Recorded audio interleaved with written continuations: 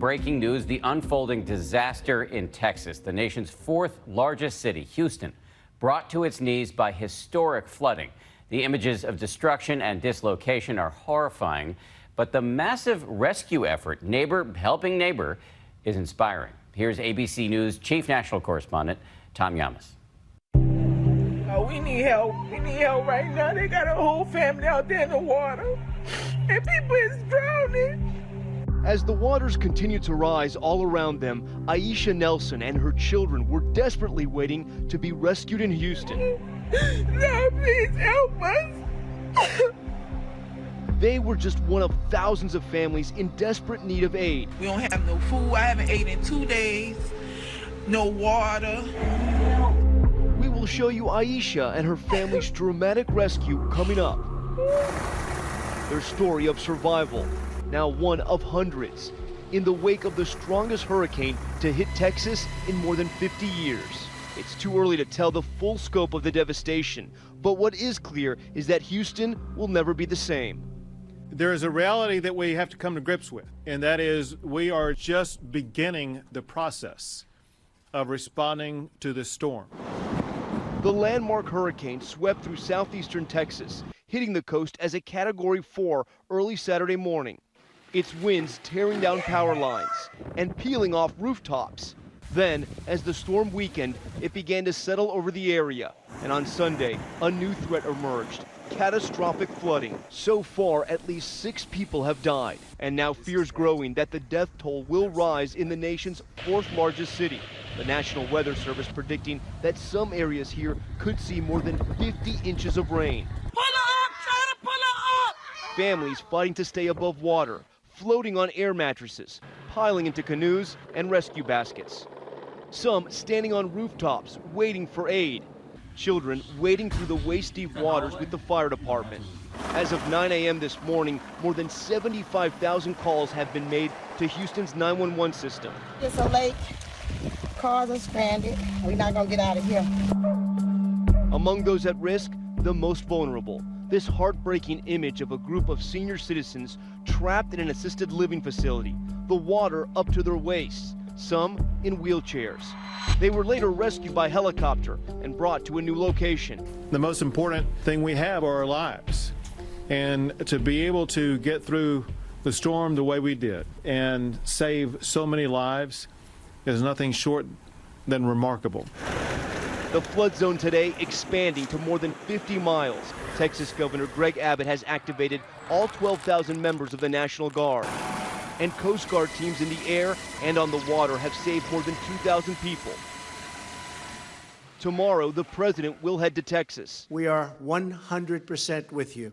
We're praying for you. We're working closely with your leaders and officials. And I will be visiting the impact zone tomorrow to ensure that you're receiving full support and cooperation from the federal government. The response teams remain so overwhelmed that FEMA is calling for ordinary citizens to get involved in the rescue effort. While Hurricane Harvey may have beaten down buildings and homes, the one thing it didn't seem to topple was the human spirit. There's some older people that really need to get some medical attention, and we're trying to convince them that the best thing is to get them out. George Jackson and his brother Alex showed us how they're taking it upon themselves to rescue their neighbors. Some of the areas you can't see if it's a foot or 10 feet. We told them about a woman we heard who was trapped.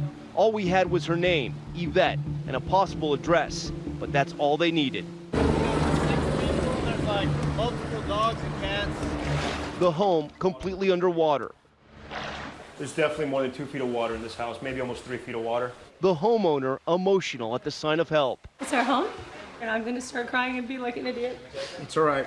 I mean, I see your house. I know, we're fine, like we're okay. We're just really ready to get out.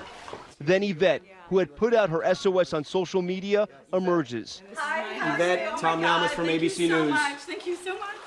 Both women telling us how quickly the water started building. It came in at 5:30, and before you know it, it's a foot, then it's 2 feet, and it envelops the house like you cannot imagine. Outside, they head for the boats with their dogs, cats, even birds, and meet the men who just saved them all. Oh my God, Jackson Brothers, hello. Thank you so much. How many people have you rescued today? A lot. These guys are the real heroes. These are the guys rescuing everybody today in this neighborhood. Thank you, Jackson Brothers. You're welcome. 41-year-old Adam Brackman was also one of the many who answered the call to help. Hello. Hi. Hi. You want to go on a boat ride, Kate? Yeah. Can I pick you up and carry you? Yeah. Brackman drove as far as floodwaters would allow him. Say bye-bye to your house for a couple days. See you later, house. See you later, house. Teaming up with other local volunteers to rescue as many people as possible. Oh my God. I haven't seen this out there like this. It's unbelievable. Since yesterday, he estimates he's helped more than 70 people and counting. You help us out here, we're just gonna go under this overpass and around the corner. Today, along the highway, we met a driver who took us to a flooded-out neighborhood where a woman named Sinara was stuck in her home. Her family asking for help on social media. Did you see a house with the roof collapse? We find the home and the part of the roof starting to cave in. Sinara was displaced by Hurricane Katrina, now dealing with Harvey. I don't know. I've been through so much, so I really don't know. I mean, I'm a war veteran, so this is a bad joke for me right now. But she refuses to go to the shelter. She doesn't want to leave her pets behind. FEMA estimates more than 30,000 survivors will need to be accommodated in shelters in the coming days. Another major concern, those who are stranded and in ill health. This woman was received by the paramedics and transferred onto a stretcher. Many of those saved will end up here at the George R. Brown Convention Center. Some brought in by dump trucks, others streaming in by the busload. So far, more than 5,000 evacuees have signed in. The Red Cross telling us they're not going to deny anyone who needs help. First, they go through this security checkpoint, many of them taking with them only what they could carry. Then they walk this way, making their way over to the registration desk where they check in with the Red Cross. From there, they make their way into that room where dry clothes, food, and water is waiting.